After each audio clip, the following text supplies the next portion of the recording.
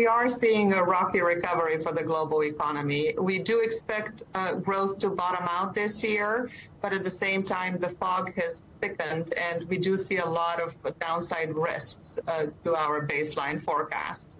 So what are those downside risks? Part of it is that inflation has turned out to be much stickier than we previously thought. And if it were to be even more sticky going forward, that would require further tightening of monetary policy, which would, of course, affect growth. And another risk is what we've seen over the past month is that after a long period of low interest rates, as those interest rates go up, we could have financial sector turbulence. So, of course, that if those risks were to materialize, that would also have a material impact on the forecast. Of course, what we've seen in the banking sector has really just demonstrated how fragile the situation is. But there are some bright spots, aren't there? It's a different picture region to region. Break down that global picture for us. Yes, we do see emerging markets growing at higher rates, and I think part of that is just because they're catching up to the advanced economies in terms of growth rates.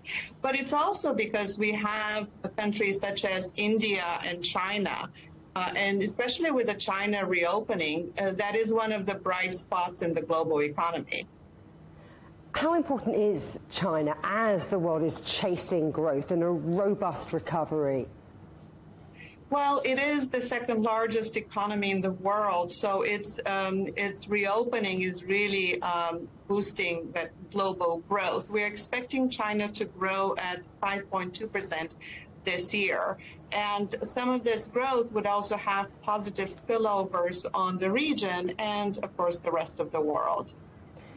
You touched on inflation. It hasn't turned that decisive corner that economists were hoping for, has it?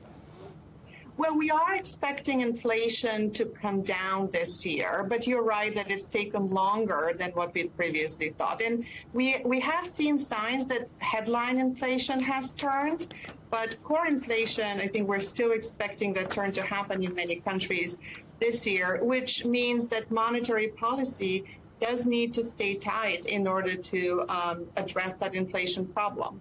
So central banks should continue what they're doing or change it up a bit? Well, we talk about central banks being steady but ready.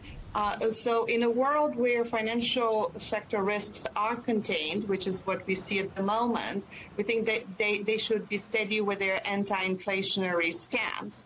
But if things were to change, then, of course, they would need to be ready to react to that, including using other tools that they have to address potential financial stability issues.